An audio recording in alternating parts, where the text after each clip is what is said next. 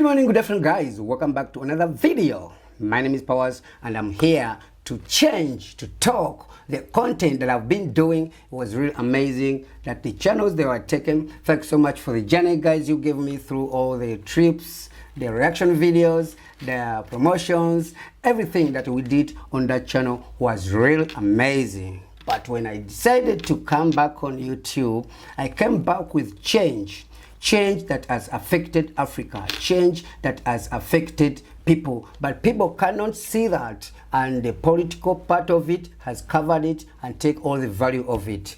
Remember, Africa is a country, is a continent with all beautiful lands, mountains, waters, everything and richness in Africa. But why have we failed to maintain or keep and give the people of Africa what they deserve? These are one of the reasons that have made me to change my mindset, my mind, the way I address my videos, the way I bring out my videos. I'm going to be more concerned about us, who?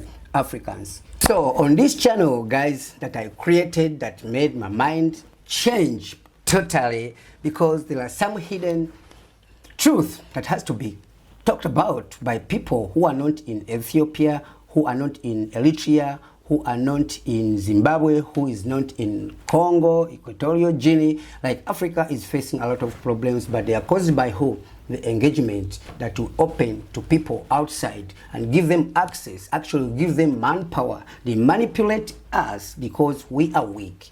Weak how? We fight each other. We push each other to be stronger than each other, which is not actually the point. The point should be, Africans, you should come together, join forces, find a problem, solve the problem. I see Africa as AU, African Union, a company, an organization that brings Africa together. But if you are not in that AU, I don't know how I can say it. But let's talk about Ethiopia and Eritrea, a country that had this, was together, had the same enemy, the Italians, the Egyptians, the Turkians, and they had to fight together side by side and win that war. Remember, this is just a land that was created by God, a land that was marked to be owned by people. You created borders. So if you create a border, that means you have a limit. You have somewhere you stop. You don't go beyond. You don't cross the border. If you want to cross that border, you need to get access. Access which is granted by either countries, this and this. So during the war, 1998, after Eritrea gained its independence in 1991, this is one of the youngest countries in Africa politically, but it's one of the oldest countries in Africa in existence. So during all the wars, 1998 to 2000, that was crazy, man. Those are 2 years war. Many Eritreans came back and volunteered to win that war. It was mostly the fight of the coast, which was won by Eritrea, and actually Ethiopia was pushed away from this. This battle was at Massawa, you know, and all the tanks actually were captured by Eritreans there at Massawa. I'm saying this because I want to bring you the picture why these people shouldn't be fighting. You know, Ethiopia is really big, is well developed. The only thing they need is access to the Red Sea, which is really important to a country that is grown like that. And Abiy Ahmed said, we can't leave our fast growing economy locked up. We either do it now or it will be a problem to the future, to the young generation in the future. That is 100% right. We are not going into the war. Those are Ahmed's words. But we will still get the access to the sea. So if you can't go to the war, there is called peace seat. Sign the documents. All the countries can gain from the war. Because if the goods are coming to the Eritrean side on the Red Sea, there is revenue coming in, and the goods will actually go straight to Ethiopia. It's the same thing to Somalia, the same thing that all the countries that has the coastline, that is a main source of economy. That's why Abiy cried so much, and he was like, we can't leave our fastest growing economy locked up. You know, I have to fight to gain access to the sea. But the fight what was putting there is force.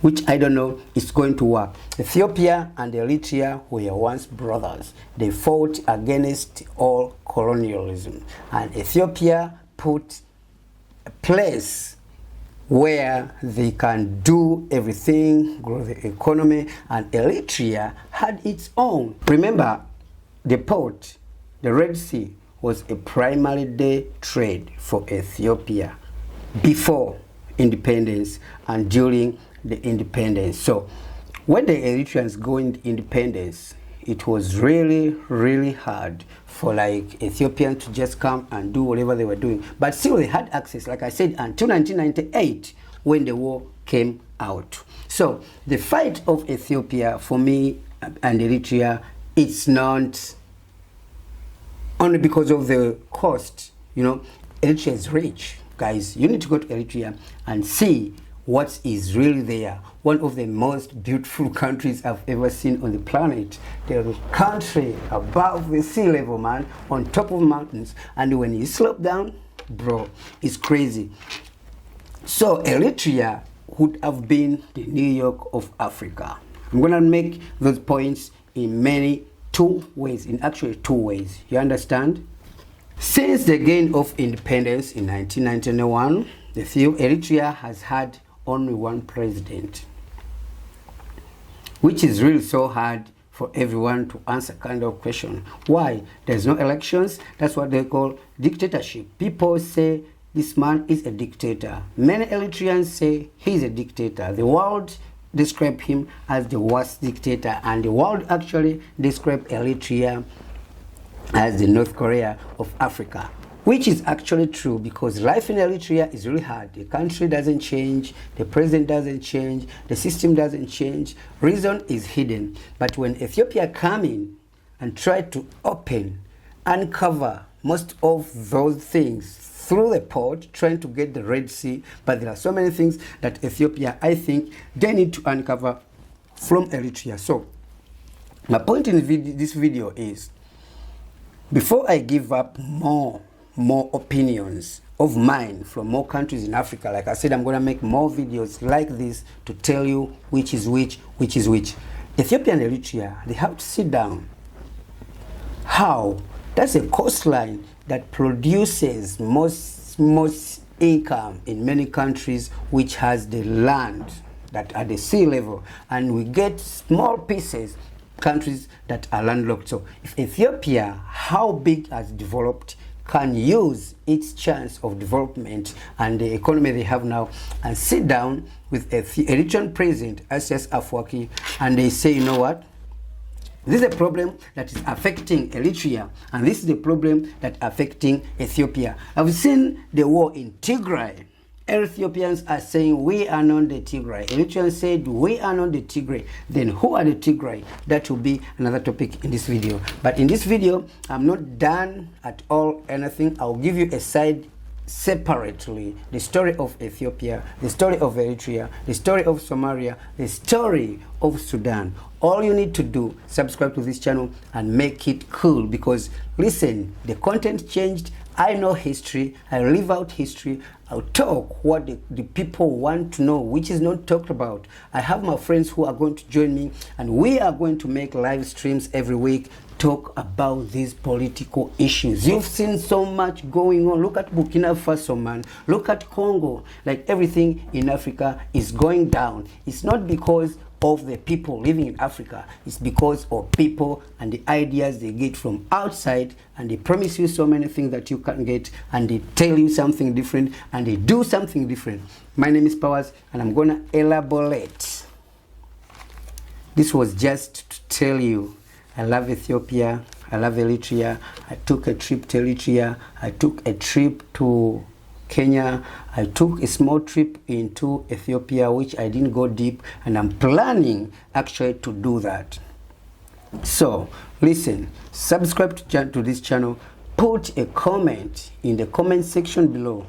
Tell me your idea for my channel, for my programs. If you want to be on a live stream, please do come on, and we'll see what we can do with this. But this thing, Ethiopia and Eritrean Red Sea War, who is wrong? Who is right? Who is supposed to have access to the sea? Who doesn't? Who wants to use the sea alone? Who doesn't? Does Ethiopia has that power to get the access? No, it has it because they have what they call peace. Africa, we are peaceful. You can come trade with Eritrea unless there are another point that I'm going to open for you in the next video. My name is Powers and I'm back on YouTube strong than ever. See you in the next video.